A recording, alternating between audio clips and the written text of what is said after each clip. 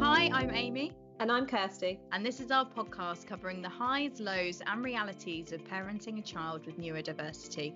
Each week we'll be sharing updates from our lives and hearing from a variety of guests about their advice and experiences. This is Love Needs No Words. Hello and welcome to this week's episode of Love Needs No Words. Today we're chatting about a topic that many of us can relate to, fussy eating or difficulties when getting our children to try different foods. Paediatric dietitian and feeding therapist Emma Shafqat is joining us to talk about all things food. Emma runs masterclasses for parents, but is also just a brilliant mentor and listening ear for those who need the support. Emma, thank you so much for joining us. Thank you so much for having me. It's exciting to be here. Oh, it's great to have you. So Max is pretty good with food, wouldn't you say, Kirst? Food's not been our biggest battle. Alex, on the other hand, so he'll eat any fruit, loves peas and beans, that's a win, but he will very rarely try anything new. So sort of the same weekly meals, including omelette, chips and beans, fish fingers, smiley faces, of course, and peas. So yeah, spaghetti bolognese, so really similar sort of foods each week. Many people listening can relate to the difficulty around getting them to try different foods, issues around texture and things like that. But I think we've all had that same thing where you blame yourself and you think that it's you that's doing something wrong. Do you get a lot of people coming to you questioning their parenting? Oh, massively, all the time. It's probably the first thing that they ask as well. And I've even got I do weekly questions often on Instagram, and I've got a question that I was just about to answer actually before coming on here, and it was like, is it my fault that my child's fussy and the other one isn't? And I'm like, no, it's nothing you've done. Like, that's the first thing I would say to parents is never blame yourself. You didn't do anything wrong. It wasn't because you weaned in a certain way or any of that stuff. All I like to say to parents is that some children struggle with eating. They find it difficult. It's hard. It's not an easy thing. Eating is actually a really complex skill. And some children just need more help and support in the same way. Like, I'm dyslexic and struggle with reading and writing. And you expect a child, like in school, to help them with their reading and writing and that sort of thing. But with eating, we just expect a child to pick up the food and put it straight in their mouth and just eat it, when actually there's like 32 steps to eating and it's actually really, really complex. So I think parents need to take away that blame because they have done nothing wrong at all. And do you see a massive link with children that are neurodivergent and issues with food? And why is that? Yeah, I do. I tend to see a lot of children that struggle, particularly around like the textures of food.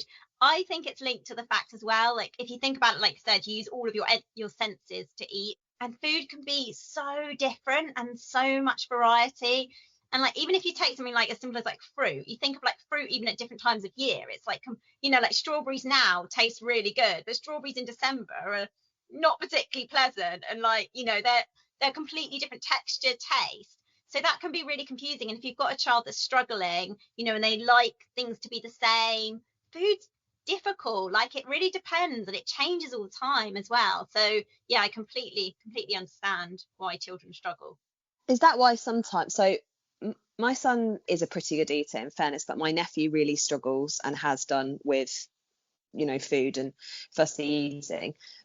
What my sister will find sometimes is that he'll eat something for like a couple of times and she thinks, I'm onto a winner here, and then he'll just stop eating it suddenly. Is that because there's the likelihood is there's probably like a slight change, like a bit of a nuance in the food, that he then thinks, okay, actually that's just different? Yeah, it could be linked to that, but it could also be linked to the fact that, like food changes as well, and like different textures, different things as well. You can also get children get bored of the same food. We have something called food jagging, where they, have the same food over and over again, and then they decide they don't want to eat it anymore. There is some studies as well that show sometimes children are craving a certain nutrient as well.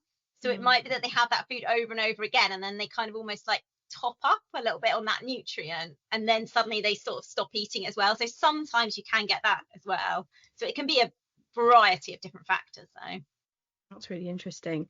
You talk on your page about fussy eating and problem feeders. So what are the differences, and how do you sort of help parents to encourage their children to step out of the sort of safe zone?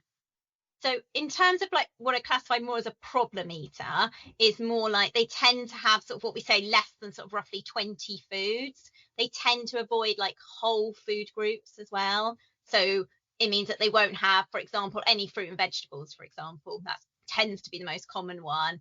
Or they might have that they avoid a particular type of texture, like they only like crunchy food, and they won't have anything that's got a texture that's pureed food, for example. Also, problem eaters tend to have, not always, but often won't eat with the family. They can find meal times really stressful as well.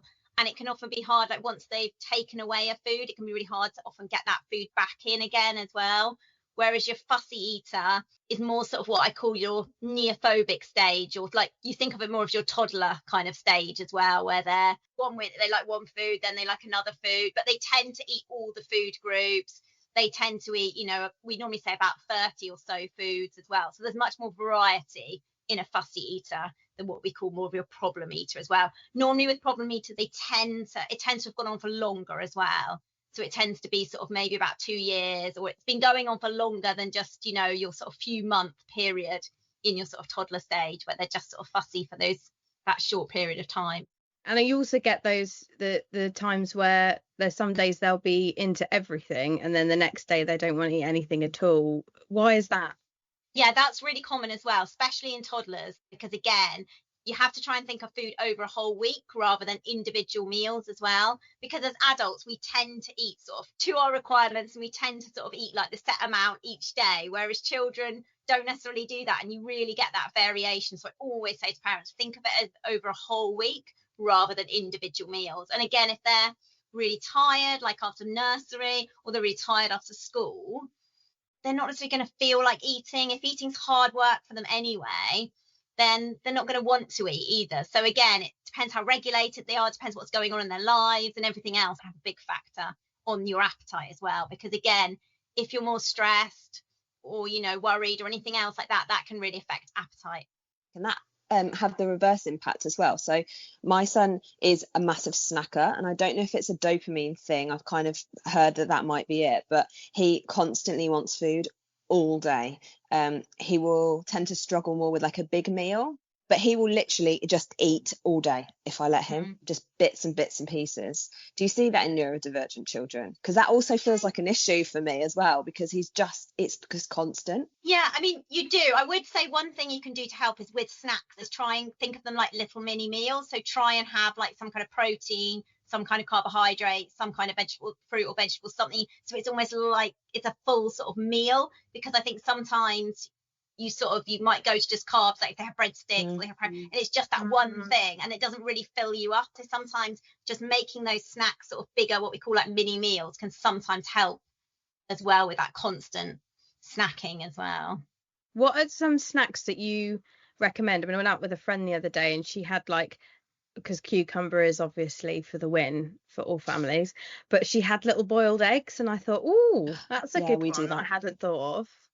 Yeah, boiled eggs are good because, again, high in protein, high in iron as well. And again, if you're worried about your child's iron intake, which is probably the most common nutrient we see in terms of deficiency, cheese and crackers, rice cakes, sort of those sort of things as well. Having some fruit if they can, like you said, carrot sticks, cucumbers, anything like that. But yeah, just trying to think about having some kind of protein and carbohydrate with it as well. So it's not just on its own, like hummus. If they like hummus, that's really high in iron and high in fiber as well. Peanut butter is quite a good one as well, because again, that's high in iron, high in some fat, protein, so again, helps to fill them up. Yogurts as well, like plain yogurt with fruit and honey and things like that. Even like bowls of cereal are good. So again, if you've got a child that you're worried about their iron intake, breakfast cereals are all fortified with iron, so they can be a really good option as well. Yeah, so the iron thing's really interesting, because this is really hot topic for me at the moment, because my daughter, so it's not actually related to my son, but my daughter's hair is really, really thinning. And I spoke to someone this morning, and they said we need to get her iron levels checked out, because it might be that. And I wouldn't say she's a fussy eater, but she hasn't got a huge appetite. So fortified cereals is a good one. What were the other ones that you mentioned? Breakfast cereals are really good. Hummus, baked beans are good as well. They're high in iron. I'm trying to think of foods that your child's more likely to eat. Peas as well. They're quite high in iron. Yeah, like any of the nut butters as well. Anything with like tahini, which is basically what's in hummus as well. That's really high in iron. And obviously your red meats, high in iron as well. And also some dried fruit, they're quite high in iron. So if your child has a limited diet, if they're a problem eater or a fussy eater, is there a place for supplements then, thinking about iron and such like? Yeah, definitely. I would say whenever I see a child, the first thing I do is do a full dietary assessment. So I get parents to put in like 3 days of their food intake, and then I run it through a system so I can check and see which nutrients they are low in. And then I normally recommend some kind of supplement that makes sure we meet, how much iron they need, zinc and everything else that they might be low in. But yeah, supplements can play a really, really big part as well, because again, it's really essential that we get those nutrients in whilst we work on strategies to help child explore food, and it can be a slow process as well, and we don't want to pressurize them or rush them or anything else. So having those vitamins, I kind of like it a little bit like an insurance blanket. It's kind of like we're making sure that we know they're getting what they need whilst we work on some other strategies to help them explore food as well. I think it's helpful for all of us, isn't it, having a multivitamin, because I'm sure there's something that we're all lacking, or low in. So they're useful for all of us, really. So vitamin D is definitely something that everyone should be taking as well. And children definitely from 6 months to 5 years old should be having A and D. They used to recommend C as well, but now they're saying a lot of children get enough vitamin C. They don't always need vitamin C as well. But yes, everyone should be taking vitamin D, 10 micrograms. Well, apart from this spring, maybe, where it's been quite sunny. Normally in the UK, I'm sure the rest of the summer we don't get a lot.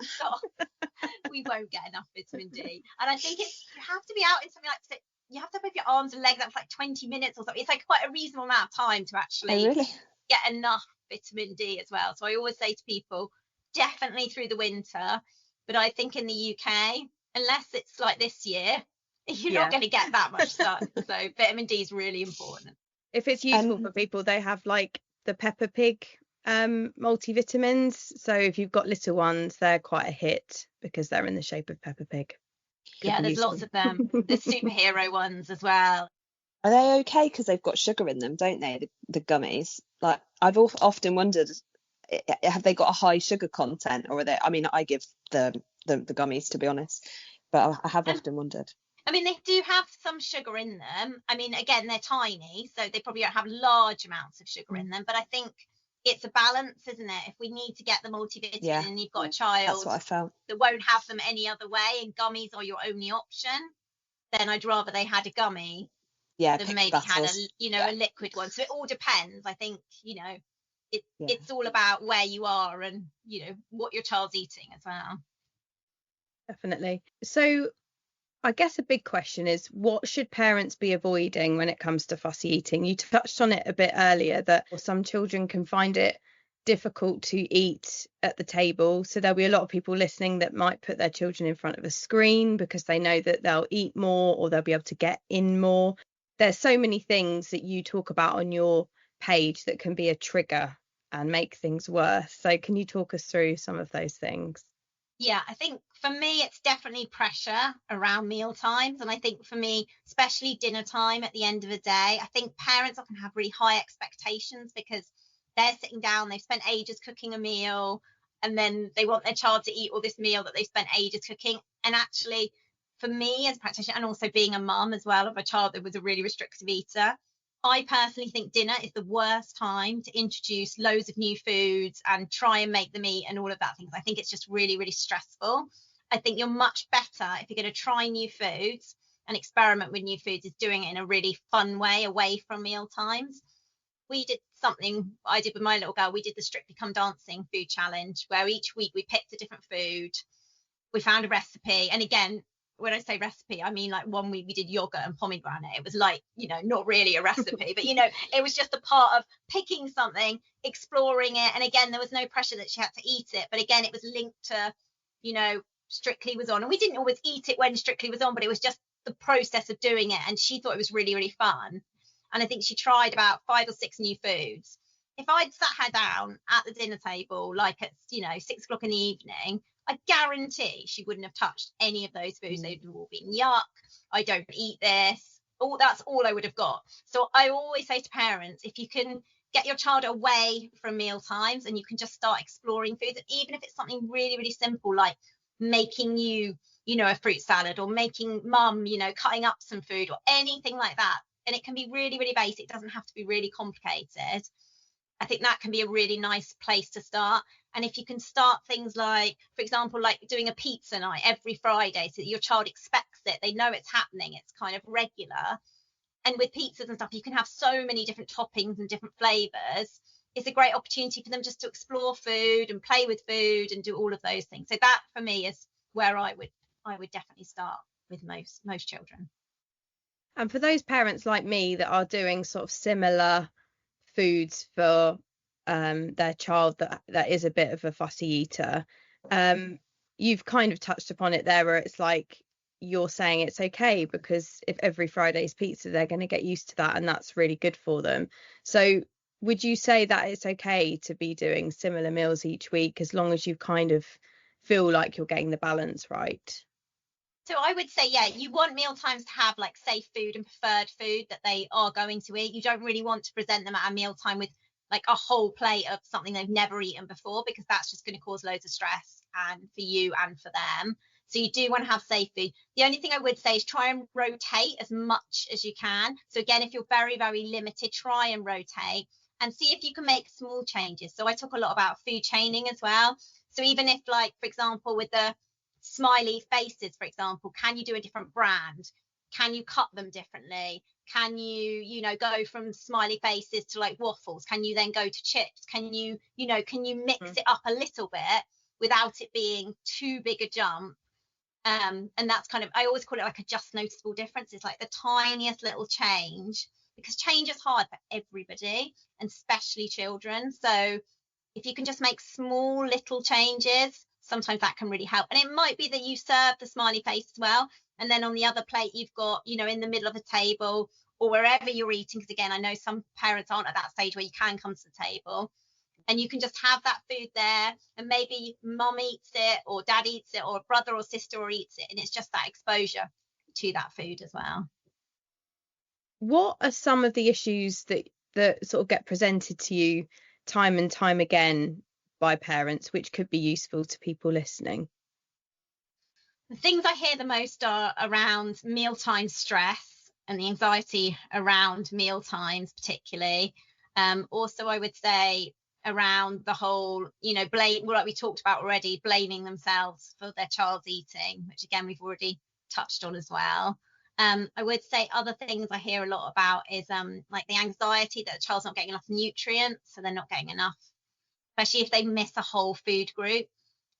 Protein tends to be one I hear a lot about, but it's actually one that most parents don't need to worry about, because there's lots and lots of foods with protein in. A lot of carbohydrate-based foods have a lot of protein in as well. So protein is one I hear a lot about, but actually most children get more than enough. So yeah, it's normally just the general worry about their food as well. And also I think external factors as well. They might be getting pressure from school, from grandparents, and lots of judgment as well from people, which again doesn't help. And then they put in different strategies and pressure, which then makes the whole situation worse. We go to my parents every Sunday, and my mum always does a roast. She's always done it since we were little.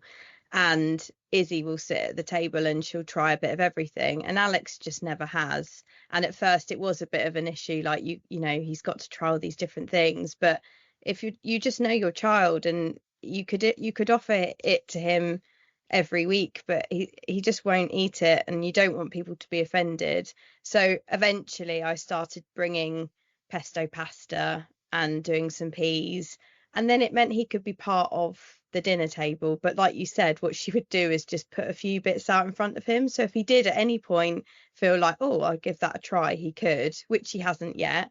But it does mean that he can feel part of that meal because he's eating something that he likes and that he feels safe with. Yeah, and I think that's really, really important, because it's about the connection as well, and then being part of the meal. And if he's not ready to have those foods, or those aren't safe foods for him, he's going to struggle, to eat those. So even if he could do things such as like serving you some of the roast, or serving you some of the potatoes, or something like that, little tiny things like that would be a good way. And even if he could help with like what we call the clear up routine, so again, putting things in the bin or a Tupperware container, because again, with the 32 steps to eating, that could just be the touching, of the food as well. So little small things like that could also help. if you're trying to force your child to eat certain things, then I guess there could be sort of issues with gagging and gag reflex, and then that can put them off eating it altogether. And like you say, it just becomes this sort of vicious circle if you're not careful. Yeah, I think you have to be really, really careful, because again, a lot of children I see as well have had some kind of trauma associated, with food. And then once you've got that, it just makes the whole situation, if you start gagging or you're vomiting on a food, then you're never going to eat that food, because you're just not, it's not possible as well. So yeah, I think there is a lot of children who've been through a lot of trauma around food. So taking that anxiety away, can it be quite helpful for parents to sort of make up almost like snacks and just literally leave them in a place where their child can just freely access them and don't even bring too much attention to it, so that they can just do it in their own time? Yeah, I think it depends on the child. Okay. Again, the only thing I would say with the snacks thing is remembering that if they have a little bit to eat, it can take away any appetite or desire to want to eat anything else at a mealtime. So there are studies that show that if children graze on snacks throughout the whole day, they eat like sort of 50% less as well sometimes. So again, just being careful that if they're constantly snacking or they're constantly having a tiny bit of food, that takes away any your desire to sort of eat as well. So sometimes having that schedule and just having, that's, breakfast, lunch, snacks, and having regular meals. You want them to eat sort of every 2 hours, or even sometimes a little bit shorter, depending on the child and the age of the child. But yeah, sometimes having that routine can help, but it all depends completely on the child. Like, if my child snacked continuously, I mean, she barely eats very much anyway, she wouldn't then eat anything at lunch or dinner or anything else as well. So again, it really just depends on the child. Yeah, that's a really good point. Yeah, definitely. There'll be many parents listening with neurodivergent children who have issues around telling their parents they're hungry or saying that they're full. So what advice, I know you touched upon it a little bit earlier, but what advice would you have for them? So I would say this is a bit like my child. She really struggles with internal cues and knowing when she's hungry and full. What I do is trying to stick to because she will not ask until she's hungry. She will just, hunger will kick in and you just know it's because she's really hungry, but she just doesn't know how to process it. So I'm trying I find this much harder in the holidays because it's much easier when they're at school, but just trying to stick and be like, right, no, it's 9:30, you need a snack. So even though you're not saying you're hungry, it's just trying to have those real and trying to stick to those exact sort of rough times. I mean, I know when you're out and about, it's not as easy, but really sticking to those schedules of, breakfast at this time, snacks 9:30, lunch is at 12ish, and sticking to it. I do find that helps with her. And then often I do a bedtime snack as well. And then also sometimes I know some people use like visual cues, so having things on pictures that they can sometimes help as well, so they know when food's coming. What are some good bedtime snacks? Because we have a real issue with my son waking up absolutely starving, and like we start the day with a really hungry child, and we try and he will eat a bedtime snack, but I don't know if I'm giving the right bedtime snacks because clearly something's not working. So, I mean, I would say anything, again, like it's like a mini meal. So you want to include some kind of protein thing. So anything with like milk, for example, like cereal with fruit, you could add seeds to it if they'll have seeds, again, fills them up. Some people do like porridge and ready break and things that I know not in this time of year, but those kind of things as well can be quite filling as well. Even like yogurt, like natural yogurt with some fruit. And again, if you can add things like chia seeds, or you can add, extra things to the yogurt, fill them up as well, that can work quite well. So yeah, it's just trying to make sure it's like a mini meal. But again, even things like toast and peanut butter with some fruit would be good. Crackers with cheese, glass of milk, some fruit as well. Things like that would be good options. Yeah. What to avoid? Sugary food. Yeah, sugary. Anything really sugary, basically. Yeah, anything that's going to give them, either make them go really hyper before bed, or cause that yeah. Bananas are quite good, aren't they? Yes, he'll eat a banana. Can you give us one of your top favourite ideas on what to cook that could prove a win for our children that are potentially fussy eaters? I would say anything that you can kind of build yourself. So like I said, with the pizzas, any kind of like taco type things or wrap type things, or something where they can be involved and everyone in the family can be involved. So you can add like, cheese or, different sauces, things like that. Again, it gives everyone a bit more involvement as well. So yeah, that's probably one of my favorite things, because you can then have all the different selections of food and everyone's part of it as well.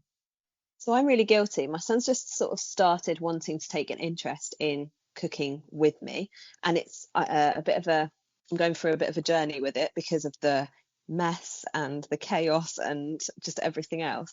But I'm guessing it's a really good thing to encourage them to be involved and make the mess and kind of experiment with it. Yeah, the more they can cook, the more they can cut food up. And again, you can get like, the knives that children. Yeah, they're great, aren't they? They're really good.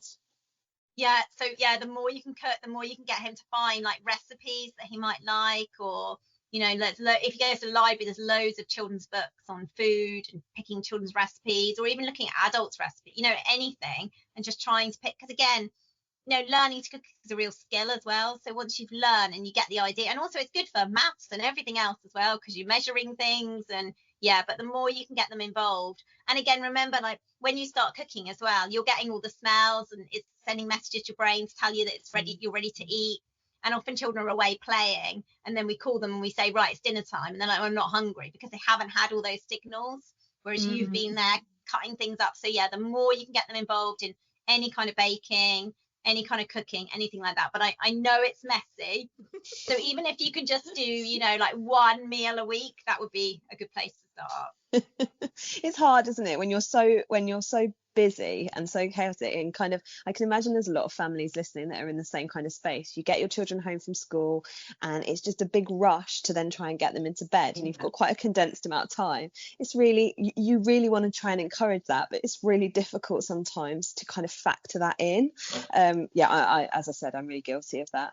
So I would say just do the weekends. So pick one like Saturday or Sunday where they can help you, even if it's the lunchtime or something, when everyone's a bit calmer and you're not quite so rushed. Maybe try that, so it's not so overwhelming for you, because I know what it's like at the end of the school day, and the last thing you want to do is spend hours cooking. But if you go to him, right, on Saturday you're going to cook lunch and here's the recipe, let's do it. And I bet you quickly he'll be able to do it himself as well and start learning. This is the thing. And then you can kind of all sit down to eat at the same time, which again is really nice. And I think that's made a big difference with my children, actually, us spending time eating together. And it's not always possible, but we're trying to make a conscious effort of doing it a couple of times a week at least, to just encourage them seeing us eating as well and how we eat, because my children are shocking at sitting at a table. They literally want food on the go, so they find it really hard to sit down. But at least if we're sat down, we're kind of trying to role model it to them. Really, really important. And also, children don't like sitting down for meals for a long time anyway. That's quite normal as well. I would say one thing is look at how they're sitting posturally as well, because again, you really want them sitting at 90 angles. So you want their feet supported, their knees and their hips all at a 90 angle. And often as parents, we often put them on big adult chairs as well, and sometimes they can be like moving around. It's a bit like if you go to a bar and your feet aren't on a bar stool. Even if you lift your feet off now and you just try and balance, you use quite a lot of your core, and your brain really wants you to be stable, and eating's the third most important thing after breathing and postural stability. So always have a little look at how your child's actually sitting at the table, because that can be, and I know for my little girl it was a really big factor as well, because she was similar, up down constantly. But once I got her in a chair where she was a bit more supported, I'm not saying she sits for any length of time, because she does not sit for long periods of time anyway, but she will sit for longer and eat a lot more food as well. That makes me feel better that I'm not the only one in that situation, to be honest. My children have like a trip track chair, and they're great because you can move them up and down. We found them brilliant.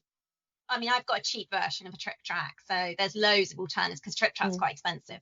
They're so good because you can adjust them like every 3 months or so as they grow, and they last all the way up to sort of like about 10 or 12 years old as well. So I always recommend them to parents as well.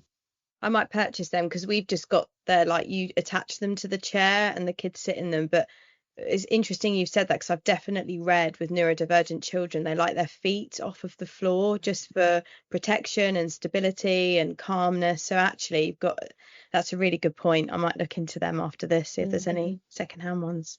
I think with their core as well, my son doesn't have great muscle tone in his core. Like it causes all sorts of problems with handwriting and stuff.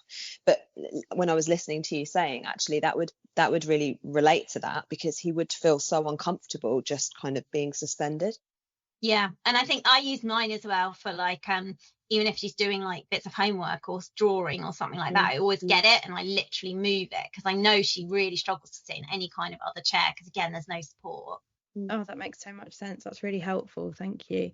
So what advice can you give to parents who are at the start of their journey with this and really struggling? I guess a good point to make overall is that our palate does change, doesn't it, as we get older? What we liked 10 years ago, we might not like now, and we might even be at this age trying different things. Yeah, no, definitely. And again, like, yeah, things, I think it's like something like every 3 weeks or something, your taste buds can change as well. That's why things like, if you have like sugar in tea, for example, it takes you about 3 weeks or so to change, getting rid of that sugar in the tea. It just takes time. Your taste buds do change as well.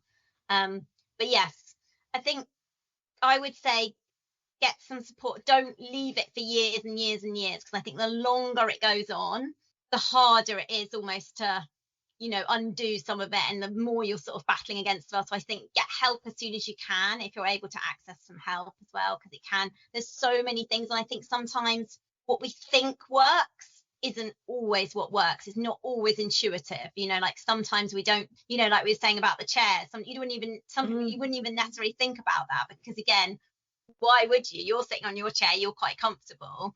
So again, yeah, it's not always exactly what we think, and sometimes we're doing things maybe at a meal time, or we're saying something and we don't realize we're doing it as well. Like it might be just that, like, oh, just have one more bite, or you can have your pudding late, you know, you can have your pudding if you just have this, and things like that are actually just applying more pressure, that's actually making the situation worse as well. So sometimes it's not always as easy as you think it should be. Is it pick your battles a little bit? Yeah. Yes, yeah, definitely as well. And I think I would say you're really, really struggling, and stick to the safe options, preferred options at meal times, and explore new food away from meal times as well, as much as you can. Even things like, especially at this time of year, like being able to eat outside as well, because again, you don't get all the smells and everything else. Some children do better when it's outside, having picnics together, and just that connection with parents watching you, knowing the food's safe as well. I mean, especially I would say in that neophobic, those toddler ages, again, because they've got that fear of new food.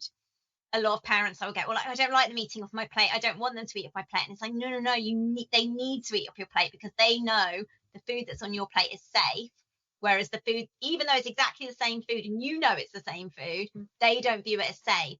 So let your child eat off your plate, and you know, all of those things are really, really important. That's a really good point, because we've got the younger ones of that age, so I'm finding that she always wants to eat what's on my plate, and a few times I've definitely been guilty of saying, well, it's the same on your plate, and then she'll get on my lap and she'll eat all of mine, but you know, you sort of think, and you're eating hers. Yeah, exactly. You're like, I'll just eat yours. I'll just eat out of the plastic bowl over there. And that goes back to, you know, thousands of years. We haven't changed that much in terms of our evolution. So again, as far as she's concerned, it's poisonous food potentially. But if mommy's eating it and nothing bad's happened to you, then it must be safe. Okay. So it's all to do with that. We just haven't changed a lot. But our environment and the food that we're exposed to is very different from what it would have been. I think what's really, really helpful, what I found really helpful listening to you, is just it's removing that pressure, isn't it? Because I find sometimes, like, my children are generally okay eaters, but even I'm guilty of exactly what you said just a little bit of time ago about, oh, just eat one more mouthful and then you can have your pudding, or you've got to finish this before you can have your pudding. And I hear myself doing it and I think, why are you saying this? But I do it, and I think it's just because I think I want you to eat the food. And actually I know all of the logic behind the fact that, you know, they understand their own appetites and when they're full, etc., but I can't help myself doing it. Yeah, it's really hard, like really, really hard. I had to stop my husband doing it last night, and I was like, what are you doing? Like, why are you telling him to have one more bite? Because, like, realistically, if you think about it, one more bite is what, 20 calories, maybe 15 calories. Yeah. Maybe, like, if you get them to eat one more bit of carrot, okay, maybe you get the tiniest amount of vitamin A. But really, all you've done is made it stressful. They don't want to eat that food. There's a risk they might gag on it or something else happens. And then you know, the whole different stage of avoiding food kind of goes, you know, like, it's just not worth that one more bite at all. It really, really isn't. And we need to honour their appetite and their hunger. And, you know, we talk a lot about, like, division of responsibility as well. And that the idea is that as a parent, you are responsible for the food, and the child is responsible for what and how much of it they eat. You as the parent are not responsible for how much of that food that they eat. Is not your responsibility. You have provided the safe food, you've provided food, so it's stepping away. But it's really, really hard, and that's what I was saying about it not being intuitive, because intuitively you want to go on, just eat another mouthful, please just eat a little bit more, I really want you to eat something more, and really it just doesn't help you at all. But it's I fully acknowledge it is really, really difficult. Really hard. It's really hard. And I always think,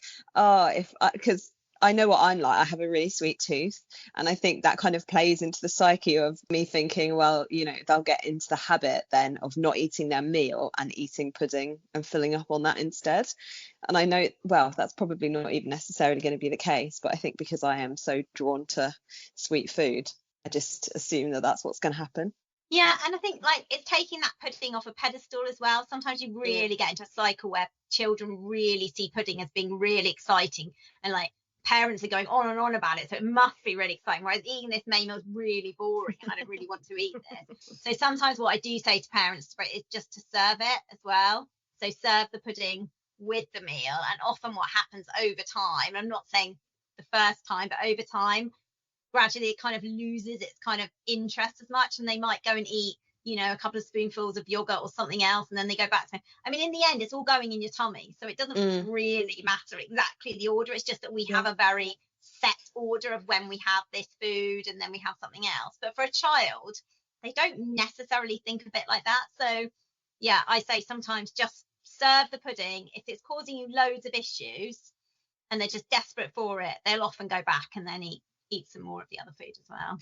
So you provide so much support through your Instagram page, including free masterclasses, an amazing resource to many. What other things can you provide, and where can people access all of them?